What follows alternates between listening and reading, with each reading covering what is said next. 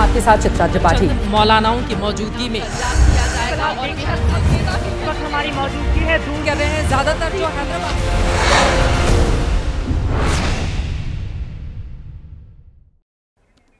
Orient Bell tiles studio से आप देख रहे हैं एबीपी न्यूज। नमस्कार, मैं हूं चित्रा त्रिपाठी और आप देखना शुरू कर चुके हैं जनहित। चाणक्य की नीति कहती है कि दुश्मन को मारो कम, तड़पाओ ज्यादा। तड़प तड़प कर दुश्मन खुद ब खुद रहम की भीख मांगेगा, बख्श देने की गुहार लगाएगा। भारत ने पाकिस्तान से निपटने के लिए उसी चाणक्य की कूटनीति का सहारा लिया है। उसी कूटनीति की कलम से पाकिस्तान की किस्मत लिखने की कोशिश की जा रही है। पाकिस्तान को सबक सिखाने के लिए हिंदुस्तान ने जो चक्रव्यूह तैयार किया है, आज उसी चक्रव्यूह का बारीकी से हम जनहित में विश्लेषण करेंगे। भारत ने पाकिस्तान के खिलाफ जो चक्रव्यूह तैयार किया है, उसके 3 प्रमुख बिंदु हैं। पहले इन तीनों के बारे में आपको जानकारी देते हैं और उसके बाद विस्तार से बताएंगे कि आगे की राह तय कैसे की जाएगी। चक्रव्यूह के पहले चरण में भारत ने दुनिया के अलग अलग देशों में अपना प्रतिनिधिमंडल भेजा है, जो पाकिस्तान की लगातार पोल खोल रहा है। वैश्विक मंच पर पाकिस्तान को एक्सपोज किया जा रहा है। चक्रव्यूह का दूसरा घेरा पाकिस्तान के खिलाफ दुनिया को अपने पक्ष में करने का है, दोस्तों को साथ रखने का है। इसी कड़ी में विदेश मंत्री एस जयशंकर न सिर्फ विदेश के दौरे पर हैं, बल्कि दुनिया के अलग अलग मुल्कों से लगातार संपर्क भी साध रहे हैं। चक्रव्यूह का तीसरा घेरा हमने डाला है यूएन में। दुनिया का सबसे बड़ा मंच संयुक्त राष्ट्र का मंच है। उस मंच पर हमने पाकिस्तान को पूरी तरह से एक्सपोज करना शुरू कर दिया है। यूएन के मंच पर पाकिस्तान के झूठ को हम दुनिया के सामने ला रहे हैं। कूटनीति की इन 3 सीढ़ियों के जरिए हम पाकिस्तानी पाप के सीने पर चढ़कर उसे परास्त करने में जुटे हुए हैं। भारत की इस कोशिश में पक्ष विपक्ष सब एकजुट हैं। भारत के अंदर भले ही कुछ मुद्दों पर आपसी मतभेद हों, लेकिन पाकिस्तान से गुनाह से निपटने के लिए पूरा का पूरा हिंदुस्तान एकजुट है, एक साथ है। हर कोई इस बार पाकिस्तान को बेनकाब करने में जुटा हुआ है। ऑपरेशन सिंदूर की जानकारी देने और पाकिस्तान के पाप का घड़ा फोड़ने के लिए भारतीय प्रतिनिधिमंडल दुनिया के अलग अलग देशों में इस वक्त मौजूद है। इस समय आपकी टीवी स्क्रीन पर 4 अलग अलग तस्वीरें हैं।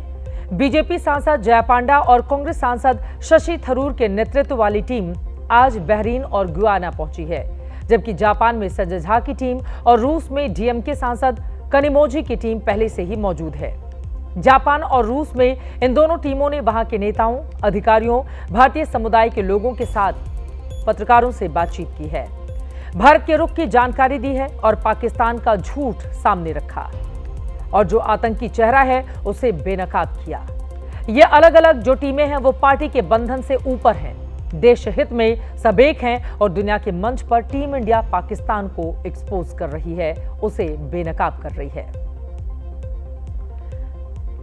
जापान के दौरे पर गए संजय झा के नेतृत्व वाली टीम में टीएमसी के सांसद अभिषेक बैनर्जी भी शामिल हैं। अभिषेक बैनर्जी के जापान में दिए बयान की खूब चर्चा हो रही है। अभिषेक ने आतंक को पागल कुत्ता और पाकिस्तान को उसका जहरीला पालक बताकर जबरदस्त तरीके से हमला बोला है। अभिषेक बैनर्जी देश की राजनीति में भले ही बीजेपी के विरोधी हों, लेकिन जब बात भारत की आती है तो कैसे उन्होंने टोक्यो में पाकिस्तान का पर्दाफाश किया है, सुनिए। पाकिस्तान हर बार यही दिखाता है कि हम विक्टिम बन गए। भाई, हम पड़ोसी तो नहीं चुन सकते, पड़ोसी कोई नहीं चुन सकता। आप जिस घर में रहते हो उसके बगल में जो घर है, आप पड़ोसी देख के तो घर नहीं लेते हो, आपको मिलता है, आपको पसंद आ जाता है, आप लेते हो। मान लो घर आपने लिया, अब रहना चालू किया, हर 2-4 दिन बाद कोई ना कोई पड़ोसी आपके घर के बाहर कचरा फेंक के चला जाता है। 2 दिन हुआ, 4 दिन हुआ, 10 दिन हुआ, फिर 20 दिन हुआ, 1 महीना हुआ, 1 साल हुआ, आप क्या करोगे? आप सीसीटीवी कैमरा लगवाओगे कि भाई देखने के लिए बदमाशी कौन कर रहा है। सीसीटीवी कैमरा लगवाए तो पता चला अच्छा ये पड़ोसी है जो आके रोज कचरा फेंक के चला जाता है। अब तो सब सीसीटीवी कैमरा में भी आ गया है और सब कुछ कैमरा में आने के बावजूद भी वो लोग मानने को तैयार नहीं है, इसमें वो लोग इन्वॉल्व है। इंडिया ने जो एयर स्ट्राइक्स कैरी आउट किए, और हम लोग ऐसा नहीं कि 22 तारीख को हुआ 23 तारीख को ही किए या 24 तारीख को किए, we give them 2 weeks time. हम लोग यही उम्मीद रखें कि भाई they will take some kind of action and will eventually bring the perpetrators to justice.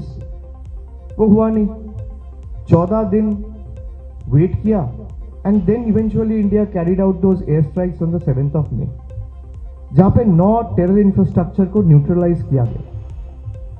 And this is India, firm in resolve, honorable in action. We neutralized those terror infrastructures without endangering a single civilian life. और जहां पे precision strike किए, जिस terror camps को destroy किया गया, जहां से अजमल कसाब का ट्रेनिंग हुआ था, who was the prime accused of 2008 Mumbai attacks, वो एक एक करके 9 टेरर अटैक्स को हम लोग न्यूट्रलाइज किए। अब सारे दुनिया में हम जाके ये फोटोज दिखाने वाले हैं to expose the actual face of Pakistan. Abhishek Banerjee ने बेहद शानदार तरीके से पाकिस्तान को एक्सपोज किया है और दुनिया को आईना दिखाया कि इस आतंकिस्तान का हश्र क्या होना चाहिए। पाकिस्तान जो झूठा नैरेटिव गढ़ने की कोशिश कर रहा है, उसी नैरेटिव का जवाब देने भारत की टीम दुनिया के अलग अलग मुल्कों में है। संजय झा के नेतृत्व वाली इस टीम में कांग्रेस के सलमान खुर्शीद भी शामिल हैं। पूर्व केंद्रीय मंत्री सलमान खुर्शीद ने जापान से पाकिस्तान को बेनकाब किया है।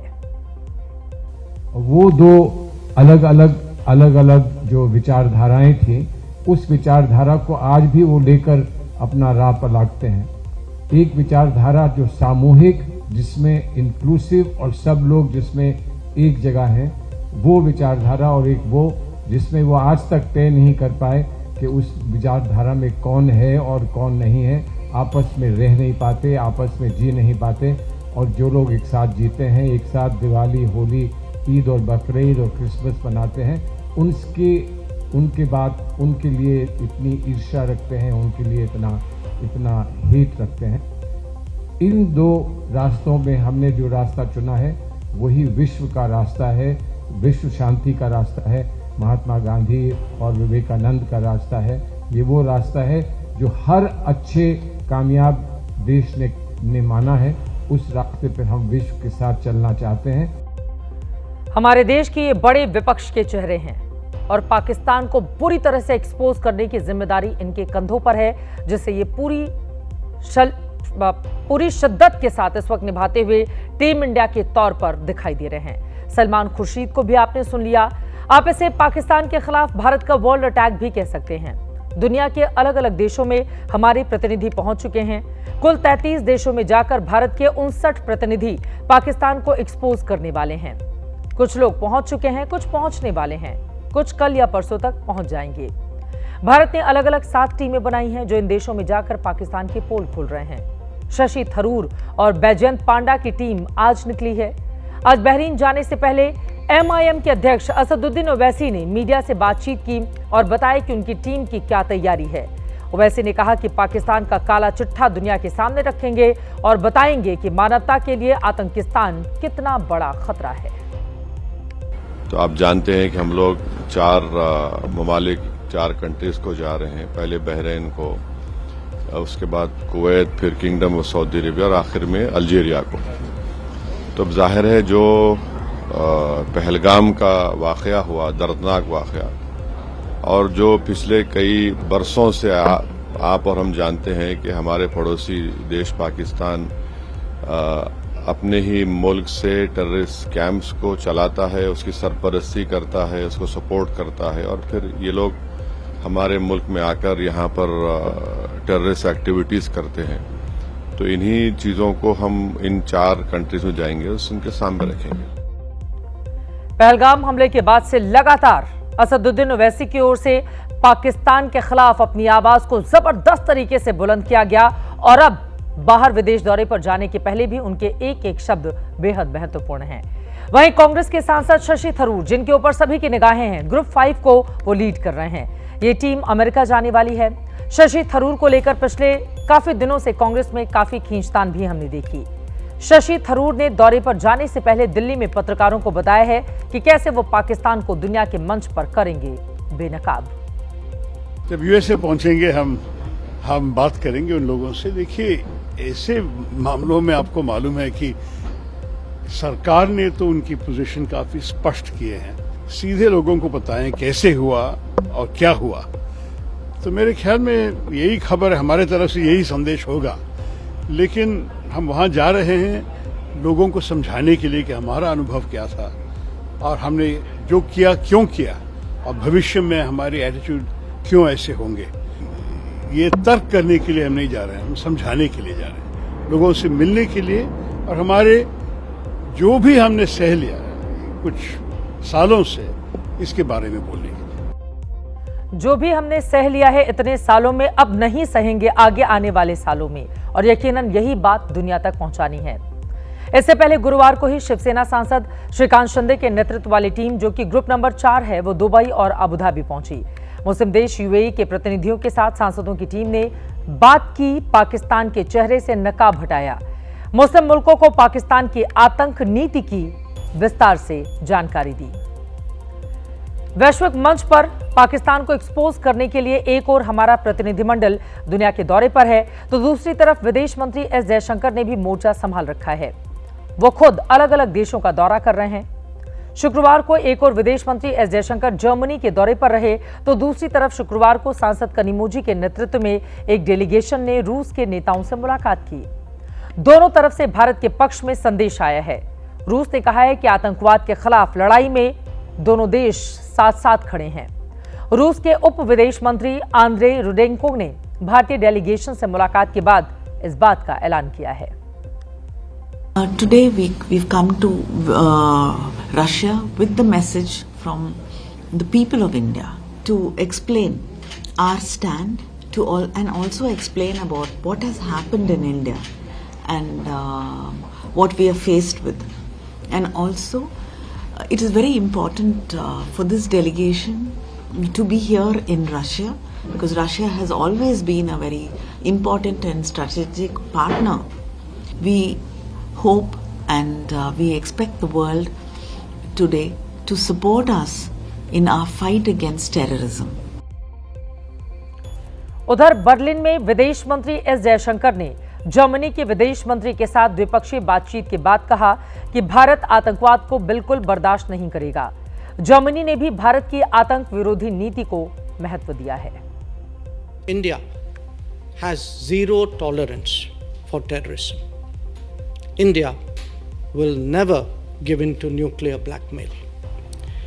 And India will deal with Pakistan purely bilaterally. After military attacks on both sides, and India, of course, has every right to defend itself against terrorism, the fact that now a truce is in place is something we appreciate very much.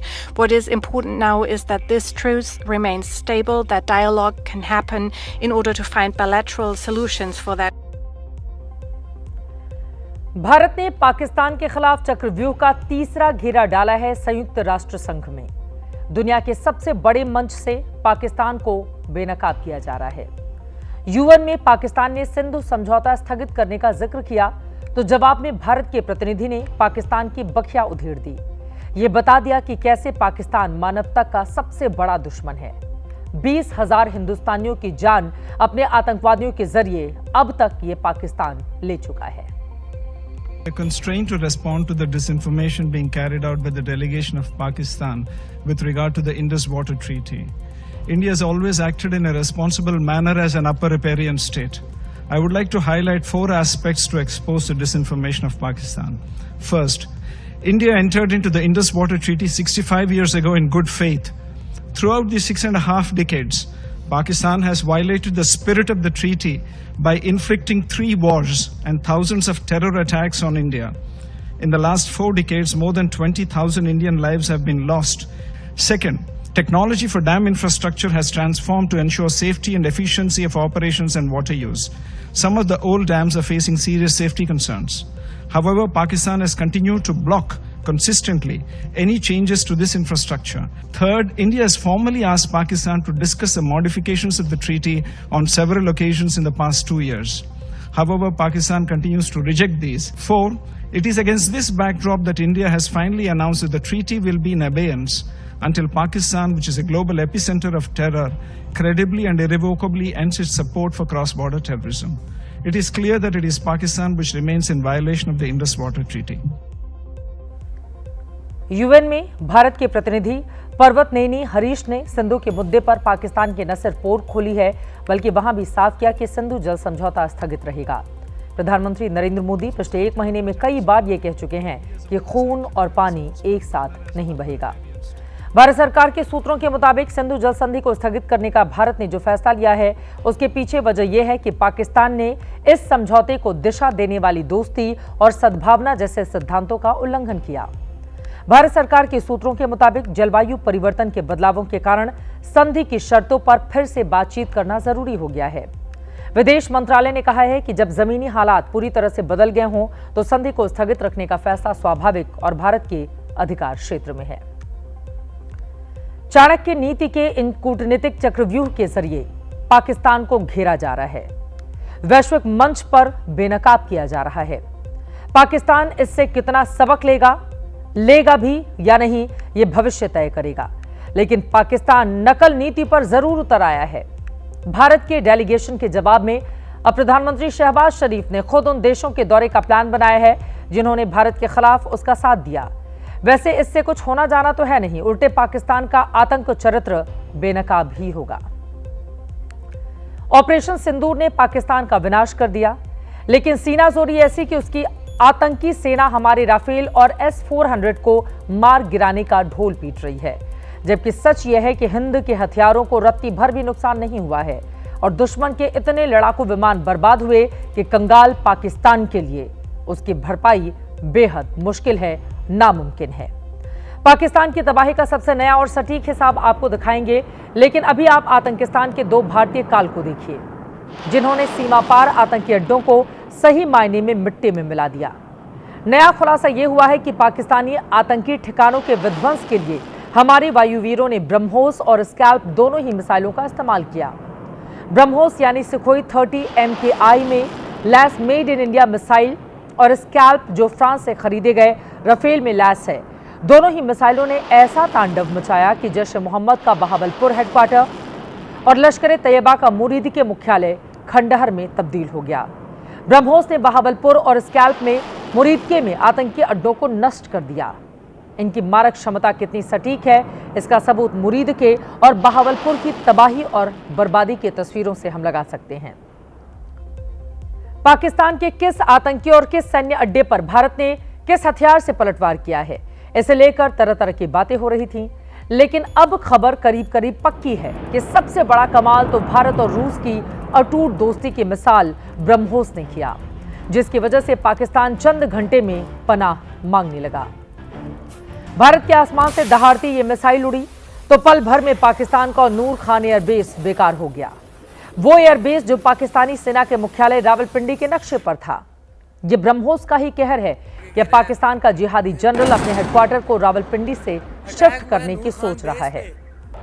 Bharat के BrahMos missile ने ही पाकिस्तान के रहीम यार Khan airbase को भी ICU में पहुंचा दिया, जिसका जिक्र 2 दिन पहले ही प्रधानमंत्री नरेंद्र मोदी ने भी बीकानेर में किया था।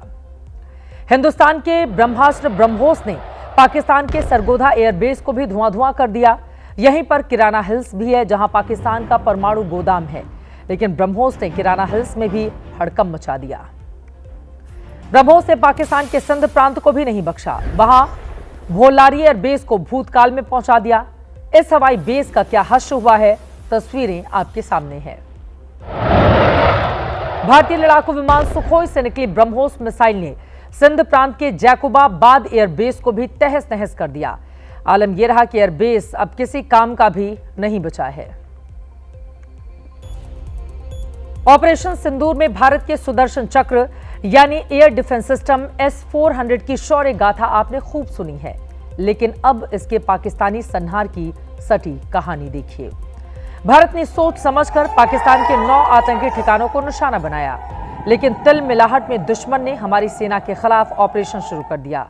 ड्रोन और मिसाइलें दागनी शुरू कर दी। सरहद के करीब हमारे अहम एयरबेस को टारगेट किया, लेकिन भारत की सेना ने न सिर्फ पाकिस्तान के वार को नाकाम किया, बल्कि पलटवार में उसके दर्जन भर से ज्यादा सैन्य अड्डे भी तहस नहस कर दिए। पाकिस्तानी वायुसेना ने पंजाब के आदमपुर और हरियाणा के सिरसा एयरबेस पर हमला किया। लेकिन भारत की जमीन पर मौजूद हमारे रक्षा कवच S-400 ने पाकिस्तान की मिसाइलों को हवा में ही बेदम कर दिया। पाकिस्तानी मिसाइलों को मार गिराया। इस तरह से दुश्मन के हथियार हमारे आसमान को भेदने में पूरी तरह से नाकाम रहे, फेल रहे। पाकिस्तान की प्रोपेगेंडा मशीनरी ने हमारे S-400 को तबाह कर देने की झूठी कहानी बांटनी शुरू की थी, लेकिन हमारा सुदर्शन चक्र आज भी कैसे दुश्मन को मुंह चढ़ा रहा है, उसे झुठला रहा है। इसका सबूत ये तस्वीर है जब उसी अजय S-400 के आगे खड़े होकर प्रधानमंत्री नरेंद्र मोदी ने आतंकिस्तान की सारी हेकड़ी निकाल दी थी। भारत के सुदर्शन चक्र ने न सिर्फ पाकिस्तानी मिसाइलों को मार गिराया, बल्कि उसके जासूसी विमान को ढेर कर दिया। एबीपी न्यूज संवाददाता नीरज राजपूत इस बारे में आपको दे रहे हैं विस्तार से जानकारी के मुताबिक बुनियाल अल मसरूज की जवाबी कार्रवाई के दौरान भारतीय वायुसेना ने पाकिस्तान के एक टोही विमान एविक्स यानी airborne early warning and control system को आसमान में ही मार गिराया था। इस टोही विमान को मार गिराने के लिए भारतीय वायुसेना ने S-400 मिसाइल सिस्टम का इस्तेमाल किया था। पाकिस्तान ने इस टोही विमान को स्वीडन से लिया था, जिसे एरियाई के नाम से जाना जाता था। हमले के दौरान भारतीय वायुसेना ने नूर खान एयरबेस के बेहद करीब ही इस एरियाई टोही विमान को अपनी S-400 मिसाइल सिस्टम से गिराया था। भारत की जवाबी कार्रवाई में पाकिस्तान की बर्बादी का नया अंक गणित भी सामने आया है। इसके मुताबिक 6-7 मई की रात ऑपरेशन सिंदूर के दौरान हमारी सेना ने आसमानी भिड़ंत में पाकिस्तान के 2 लड़ाकू विमानों का अंत कर दिया। ये दोनों या तो JF-17 थे या फिर इनमें से एक मिराज, क्योंकि दोनों ही विमान पाकिस्तान में ही गिरे। ऐसे में इनका मलबा हमारे हाथ नहीं लग पाया। JF-17 को पाकिस्तान ने चीन की मदद से बनाया है, जबकि मिराज को उसने 80 के दशक में फ्रांस से खरीदा था। इसके बाद पाकिस्तान के बुनियान अल मसरूज के जवाब में भारतीय वायुवीरों ने दुश्मन के एक अवॉक्स यानी कि टोही विमान को नष्ट किया। फिर भोलारी एयरबेस पर ब्रह्मोस के हमले में पाकिस्तान का military transport aircraft C-130J super Hercules भी जलकर खाक हो गया। खबर तो यह भी है कि पाकिस्तान के जैकोबाबाद एयरबेस पर पाकिस्तान के F-16 लड़ाकू विमानों को भी नुकसान हुआ है। चूंकि अमेरिका के डर से पाकिस्तानी सेना ने F-16 नहीं उड़ाए, लेकिन जैकोबाबाद एयरबेस के हैंगर में खड़े इन विमानों को नुकसान हुआ। भारतीय वायुसेना ने पाकिस्तान पर ऐसा प्रहार किया कि दुश्मन खेमे में खलबली मच गई। पहले चरण में 9 आतंकी ठिकानों को बर्बाद किया गया, तो दूसरे चरण में जवाबी कार्रवाई के तहत 11 पाकिस्तानी एयरबेस और 2 रडार साइट तबाह हो गए। इससे पहले हमारे हारोप और हार्पी ड्रोन्स ने पाकिस्तान के made in China air defence system HQ-9 का काम तबाह कर दिया था। ऐसे में चंद घंटे में पाकिस्तान घुटनों पर आ गया, उसकी कमर टूट गई, सीज फायर की गुहार लगाने लगा, क्योंकि एक तो उसके पास पुराने और कबाड़ लड़ाकू विमान थे और दूसरा भारत ने पाकिस्तान के सारे अहम हवाई ठिकानों को बेकार कर दिया। ऐसे में उसके DGMO ने हॉटलाइन पर हमारे DGMO से युद्ध विराम की मिन्नतें की, जिसे भारतीय सेना ने मान लिया और इस तरह से पाकिस्तान की मौजूदा तबाही पर अल्प विराम लग पाया। खबरों में आगे बढ़ते हैं। पाकिस्तान का जो हश्र हमने किया क्योंकि वो दुश्मन देश है और जब जब वो आतंकवाद के फन फैलाने की कोशिश करेगा, उसको कुचलना हमारी सेनाओं का काम है, जिसको बखूबी वो कर रही हैं। 4 बार युद्ध में हार चुका पाकिस्तान, लेकिन बार बार वही कर्म करता है। पाकिस्तान का भविष्य अब क्या होगा, उसका इतिहास और भूगोल बदलने की क्षमता हिंदुस्तान में है, लेकिन बड़ा सवाल यह है, दुश्मनों से निपट लेंगे जो सीमा उस पार हैं, लेकिन देश के भीतर जो हमारे दुश्मन हैं उनसे कैसे निपटा जाए। ज्योति मल्होत्रा, वो नाम जो जेहन में आते ही जासूस शब्द को जिंदा कर देता है। ट्रैवल विद जो यूट्यूब चैनल पर मौजूद 487 वीडियोस जांच एजेंसियों की रडार पर हैं। पाकिस्तान से लेकर बांग्लादेश में ज्योति की मौजूदगी और फिर हुई बड़ी घटनाओं के तार अब एक एक करके जोड़े जा रहे हैं। इसी कड़ी में ज्योति के इलेक्ट्रॉनिक गैजेट्स की फॉरेंसिक रिपोर्ट हरियाणा पुलिस के हाथ लगी है, जिसमें ज्योति की जासूसी यात्रा का विस्तृत वृतांत है, जिसमें उन सारे सवालों के जवाब दफन हैं जो बीते 10 दिनों से सुलग रहे हैं। हरियाणा पुलिस को गैजेट्स की आंशिक फॉरेंसिक रिपोर्ट मिली है, जिसमें दानिश, ज्योति की चैट्स और ज्योति की पाकिस्तान यात्रा का ब्यौरा भी दर्ज है। सोशल मीडिया पर ज्योति पाकिस्तान को लेकर अमन का संदेश दे रही थी। क्या इसकी आड़ में वो भारत के खिलाफ किसी बड़ी साजिश को अंजाम दे रही थी, हिस्सा बनी? ये वो सवाल हैं जो गैजेट्स की फॉरेंसिक रिपोर्ट के बाद नए सिरे से सुलग रहे हैं। बताया जा रहा है कि ज्योति के इलेक्ट्रॉनिक गैजेट से कई चौंकाने वाली जानकारियां सामने आ सकती हैं, जिसका अध्ययन जांच टीम कर रही है। 15 मई को पुलिस ने ज्योति को हिरासत में लिया और उसके लैपटॉप और फोन बरामद किए। शुरुआती जांच में सामने आया है कि ज्योति ने आईएसआई एजेंट दानिश के साथ हुई बातचीत के चैट्स डिलीट कर दिए। डिलीट चैट से ही सवाल उठने शुरू हो गए थे कि अगर ज्योति और दानिश के बीच सब कुछ इतना सामान्य था तो फिर चैट डिलीट करने की जरूरत क्यों पड़ी। ज्योति और दानिश की चैट में आखिर ऐसा क्या था? क्या ज्योति ने दानिश को संवेदनशील जानकारियां मुहैया कराई थी? क्या ज्योति किसी बड़ी देश विरोधी साजिश का हिस्सा थी? ज्योति मल्होत्रा की यूट्यूब चैनल पर ऐसे कई वीडियो अपलोड हैं जो जांच एजेंसियों की रडार पर हैं। सामरिक दृष्टि से महत्वपूर्ण इलाकों में ज्योति की मौजूदगी से शक पुख्ता हो रहा है।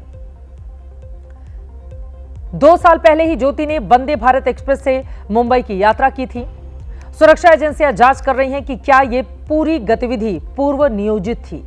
कहीं इसका मकसद संवेदनशील जानकारियों को तो एकत्र करना नहीं था। 2 साल के भीतर ज्योति 7 बार मुंबई पहुंची। जांच एजेंसियों को ज्योति पर रेकी का शक है। 22 अप्रैल को पहलगाम में जो आतंकी हमला हुआ था, वहां भी ज्योति वीडियो बना चुकी थी। साथ ही बाड़मेर के बेहद ही संवेदनशील मुनाबाव रेलवे स्टेशन पर भी ज्योति ने वीडियो शूट किया, जहां पर फोटो शूट की मनाही है। और भारत ही नहीं, बांग्लादेश में हुए तख्तापलट में भी ज्योति मल्होत्रा की भूमिका तलाशी जारी है। विस्तार से इसके बारे में आपको जानकारी देंगे, लेकिन पहले ज्योति के बांग्लादेशी यात्रा की एक छोटी सी रील, एक छोटा सा वीडियो देखिए।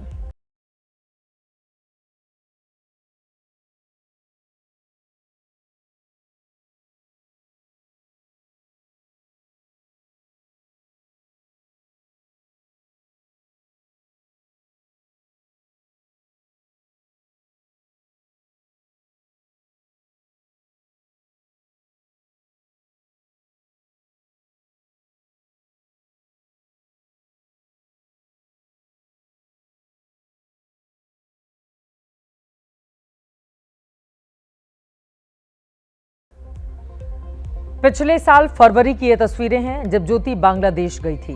बताया जा रहा है कि जांच एजेंसियां ज्योति मल्होत्रा के इस बांग्लादेश टूर की पड़ताल में जुटी हैं। जांच एजेंसियों को शक है कि ज्योति ने बांग्लादेश की यात्रा आईएसआई एजेंट दानिश के कहने पर की।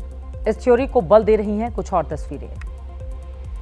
कॉलेज, ओके, क्या नाम है कॉलेज का? ढाका विश्वविद्यालय। ढाका विश्वविद्यालय, Dhaka university, okay. Dhaka university खूबसूरत, बहुत ही बड़ी दिख रही है। देखिए जरा एक बार, वाह भाई वाह वाह। ज्योति के बांग्लादेश विजिट का ये ब्लॉग ढाका यूनिवर्सिटी के पास का है।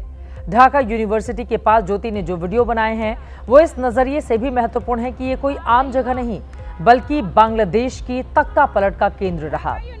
ढाका यूनिवर्सिटी के छात्रों ने ही पिछले साल शेख हसीना सरकार के खिलाफ सबसे पहले विद्रोह का बिगुल फूंका था, जिसकी शुरुआत ज्योति के बांग्लादेश दौरे के कुछ वक्त बाद शुरू हुई थी। हालांकि ज्योति का वीडियो ढाका यूनिवर्सिटी के बाहर कुछ ही सेकंड का है, लेकिन वो छात्रों से जरूर मिली थी। सवाल उठाएं, क्या ज्योति पाकिस्तान का संदेश वाहक बनकर बांग्लादेश गई थी? ज्योति का बांग्लादेश इसीलिए संदिग्ध वहां पर जाना माना जा रहा है क्योंकि बांग्लादेश तख्तापलट में आईएसआई की बड़ी भूमिका थी। इसके अलावा ज्योति ढाका के ढाकेश्वरी मंदिर गई। आमतौर पर इस मंदिर में भारतीय दुर्गा पूजा के वक्त जाते हैं, लेकिन फरवरी में ज्योति का जाना सवाल खड़े करता है। इसके अलावा ज्योति ने बांग्लादेश के सरकारी दफ्तरों और सुरक्षा बलों का वीडियो भी बनाया था। इन तस्वीरों की कड़ियां जोड़ी जा रही हैं। पता लगाया जा रहा है कि क्या आईएसआई के मैसेंजर के तौर पर ज्योति की बांग्लादेश विद्रोह में कोई भूमिका थी। जासूसी के किरदार में ज्योति इकलौता नाम नहीं है। देश के खिलाफ पाकिस्तान के इशारों पर काम करने वाले कई बड़े चेहरे बेनकाब हो चुके हैं। इसी कड़ी में अब सबसे नया नाम जुड़ा है सहदेव सिंह गोहिल का। पाकिस्तान के लिए जासूसी करने के आरोप में गुजरात एटीएस ने इस जासूस को गिरफ्तार किया है। आरोप है कि सहदेव सिंह गोहिल पाकिस्तान को संवेदनशील जानकारी मुहैया करा रहा था। पाकिस्तानी खुफिया एजेंसियों ने इसे फंसाने के लिए हनी ट्रैप बिछाया था। 23 जून जुलाई उस दौरान अदिति भारद्वाज करके एक नाम की लड़की व्हाट्सएप माध्यम से सहदेव सिंह गोहिल को संपर्क में आया था। बातचीत बढ़ी है। उस दौरान 2025 बिगिनिंग में सहदेव गोहिल ने उसने खुद के आधार कार्ड से सिम लिया था और उस सिम से एक व्हाट्सएप एक्टिवेट करके OTP के थ्रू अदिति भारद्वाज को दिया गया था। उसी नंबर पे उसके बाद से जितने भी BSF और इंडियन नेवी का जो सीक्रेट कंस्ट्रक्टेड बिल्डिंग्स है वो सारा उसको शेयर करते थे। फिलहाल ATS को सहदेव सिंह गोहिल की 11 दिन की रिमांड मिल गई है। अब ATS इससे और जानकारी जुटाने की तैयारी में है। इससे पहले वाराणसी से मोहम्मद तुफैल, दिल्ली के मोहम्मद हारून और रामपुर के शहजाद की गिरफ्तारी हो चुकी है। इन तीनों पर पाकिस्तानी खुफिया एजेंसी ISI के लिए जासूसी करने का आरोप है। सहदेव गोहिल की तरह ही इन तीनों ने भी हनी ट्रैप में फंसकर देश से गद्दारी की, कई खुफिया जानकारी सीमा पार पहुंचाई। पाकिस्तानी जासूसों का यह जाल देश के कई राज्यों में फैला हुआ है। ABP न्यूज को पाकिस्तानी ISI एजेंट्स के एक और मोडस ऑपरेंडी का पता चला है, जिसके मुताबिक पाकिस्तानी खुफिया एजेंसी ऐसे लोगों को टारगेट करती थी जिनके रिश्तेदार पाकिस्तान में रहते हों और वो पाकिस्तान जाने के लिए वीजा चाहते हैं। बदले में पाकिस्तानी उच्चायोग में पोस्टेड ISI के एजेंट इनसे सिम कार्ड मांगते थे। इसका मकसद क्या था, अब वो समझिए। साल 2023 से भारतीय सेना के सैनिकों को, अफसरों को और उसके अलावा पुलिसकर्मियों को जो पाकिस्तान से ISI के पास से जो स्पाईवेयर आ रहे हैं उनके व्हाट्सएप पर, वो सभी +91 डिजिट के आ रहे हैं। खुफिया सूत्रों के मुताबिक ये सारी ये जो पूरी मोडस ऑपरेंडी है, इसमें भी यही सिम कार्ड वाली मोडस ऑपरेंडी काम कर रही थी, जहां पर पाकिस्तान उच्चायोग में पोस्टेड ये ISI के जो हैंडलर्स थे, ये इन सिम कार्ड्स को इस्लामाबाद में ISI के साइबर कमांड सेंटर में एक्टिवेट करवाते थे, जहां पर ISI के हैकर शुद्ध हिंदी में रक्षा विभाग के कभी अधिकारी बनकर या कभी अन्य विभाग के अधिकारी बनकर भारतीय सेना के सैनिकों को और पुलिसकर्मियों को स्पाईवेयर भेजते थे ताकि उनका फ़ोन हैक किया जा सके। और क्योंकि ये सारी मोडस ऑपरेंडी में जो नंबर यूज़ होते थे वो +91 डिजिट के होते थे, ऐसे में भारतीय सेना के सैनिकों और पुलिसकर्मियों के इनके झांसे में आने की संभावना कुछ हद तक बढ़ जाती थी।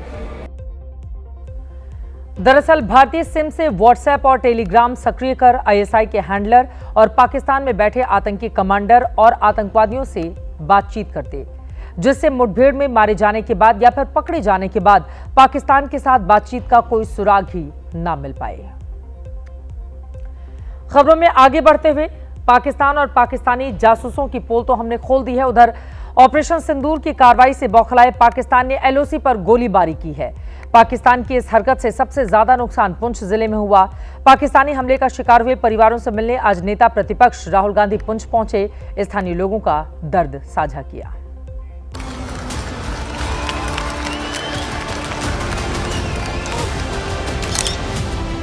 तस्वीर नंबर 1, स्कूल कैंपस में बच्चों से मुलाकात और उनकी हौसला अफजाई।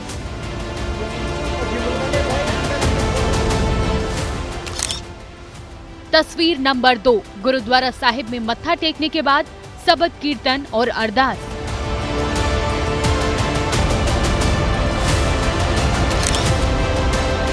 तस्वीर नंबर 3, स्थानीय लोगों के घर जाकर उनसे मुलाकात और बातचीत।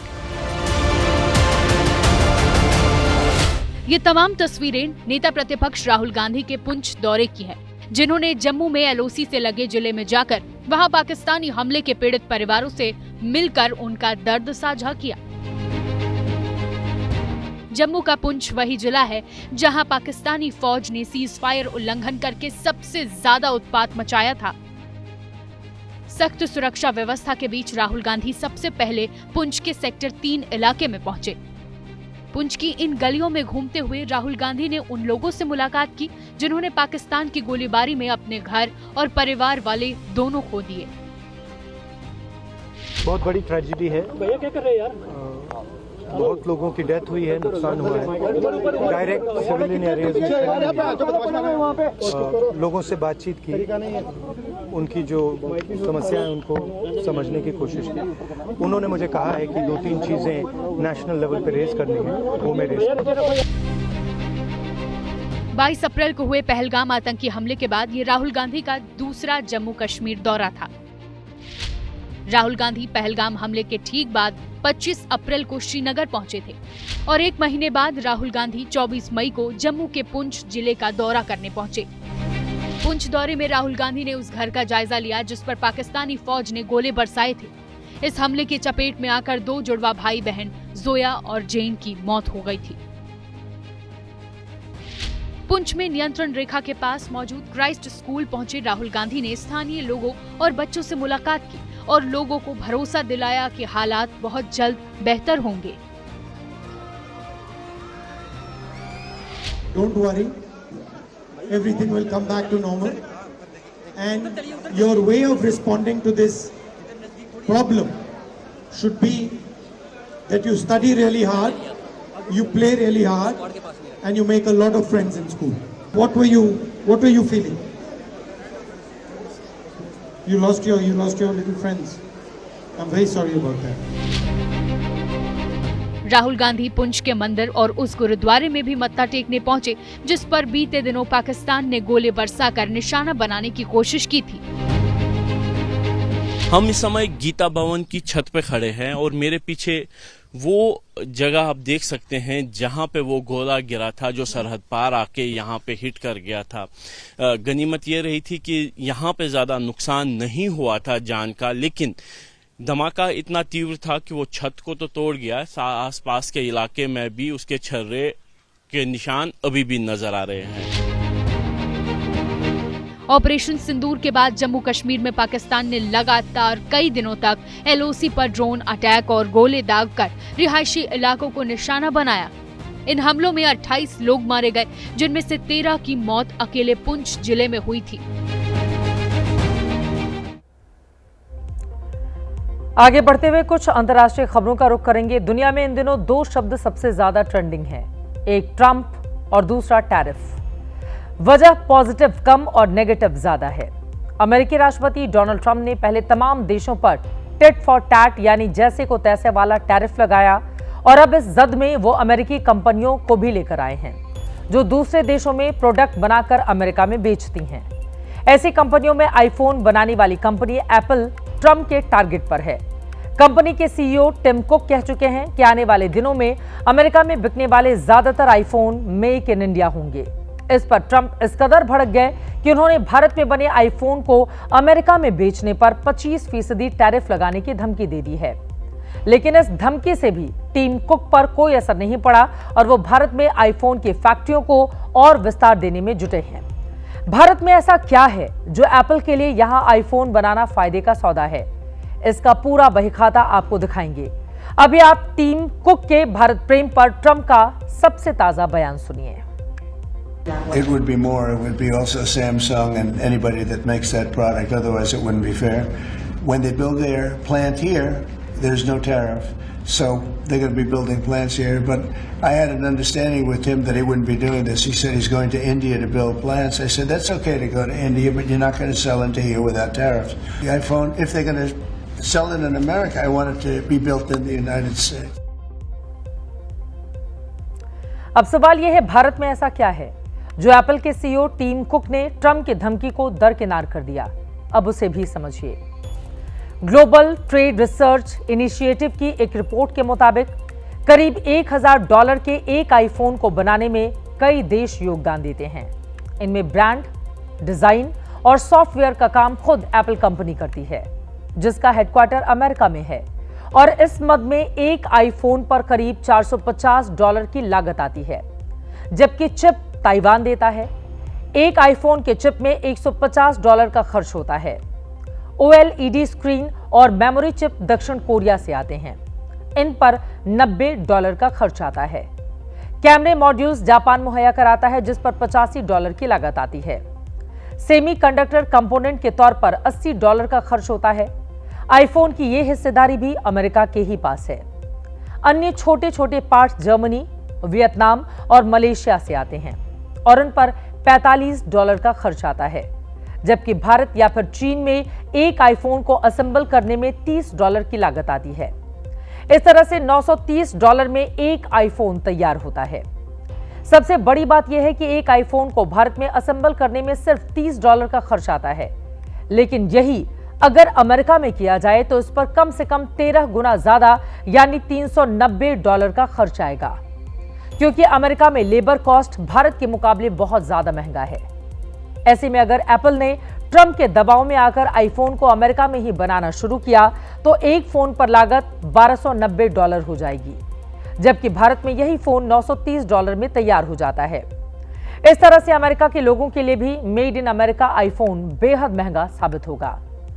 अगर ट्रंप ने मेक इन इंडिया आईफोन पर 25% टैरिफ लगाया तो भारत में जो असेंबली कॉस्ट $30 की है वो 7.5% और महंगा होगा। इस तरह से आईफोन की कीमत टैरिफ के साथ सिर्फ $37.5 बढ़ेगी, जो अमेरिका के असेंबली कॉस्ट $390 से फिर भी बेहद कम है। ऐसे में एप्पल के लिए 25% टैरिफ चुकाने के बावजूद भारत में ही आईफोन का निर्माण बेहद सस्ता है। ऊपर से भारत सरकार के प्रोडक्शन लिंक इंसेंटिव से भी एप्पल को यहां पर आईफोन बनाना बेहद फायदेमंद हो रहा है। अब जरा आईफोन से जुड़े कुछ ऐसे तथ्य भी जानिए जो शायद आपको मालूम ना हो। तो एप्पल कंपनी के मुताबिक आने वाले दिनों में अमेरिका में ज्यादा आईफोन मेक इन इंडिया ही बिकेंगे, जबकि आईपैड, मैक, एप्पल वॉच और एयरपॉड्स जैसे प्रोडक्ट वियतनाम में असेंबल होंगे। चूंकि चीन से ट्रंप के रिश्ते बेहद तल्ख हैं, ऐसे में Apple company make in India iPhone को अमेरिका में बेचती है, जबकि चीन में बने आईफोन बाकी देशों में बेचे जाते हैं। वैसे आपको जानकर ताज्जुब होगा कि अकेले चीन में ही 85% आईफोन असेंबल होते हैं। और अब बात करेंगे बिहार की। अपने बयानों के चलते अक्सर सुर्खियों में रहने वाले तेज प्रताप यादव ने आज सोशल मीडिया पर एक तस्वीर पोस्ट करके बिहार में खलबली मचा दी। तेज प्रताप यादव ने एक लड़की के साथ अपनी तस्वीर शेयर की और सोशल मीडिया पर अपने संबंधों का ऐलान किया है। इस तस्वीर के साथ तेज प्रताप ने पोस्ट में जो लिखा है वो देखिए। मैं तेज प्रताप यादव और मेरे साथ इस तस्वीर में जो दिख रही है उनका नाम अनुष्का यादव है। हम दोनों पिछले 12 सालों से एक दूसरे को जानते हैं और प्यार भी करते हैं। हम लोग पिछले 12 सालों से एक रिलेशनशिप में रह रहे हैं। मैं बहुत दिनों से आप लोगों से ये बात कहना चाहता था, पर समझ नहीं आ रहा था कि कैसे कहूँ। इसलिए आज इस पोस्ट के माध्यम से अपने दिल की बात आप सबके बीच रख रहा हूँ। आशा करता हूँ आप लोग मेरी बातों को समझेंगे। अब सवाल ये पूछा जा रहा है कि जब 12 साल से रिश्ता था तो फिर 2018 में इन्होंने शादी क्यों की। 12 मई 2018 को तेज प्रताप की शादी ऐश्वर्या नाम की लड़की से हुई थी। ऐश्वर्या बिहार के पूर्व सीएम दारोगा प्रसाद राय की पोती हैं। शादी के महज 1 साल के बाद ही तेज प्रताप और ऐश्वर्या के रिश्ते बिगड़ गए। दोनों के बीच तलाक का मामला हाईकोर्ट में लंबित है। ऐसे में ये खुलासा उन पर भारी पड़ सकता है।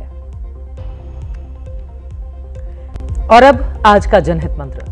मशहूर शायर अब्बास दाना ने कहा था, वफादारी पर दे दी जान गद्दारी नहीं आई, हमारे खून में अब तक ये बीमारी नहीं आई, खुदा का शुक्र सोहबत का असर होता नहीं हम पर, अदाकारों में रहकर भी अदाकारी नहीं आई। इसी के साथ जनहित में आज के लिए बस इतना ही।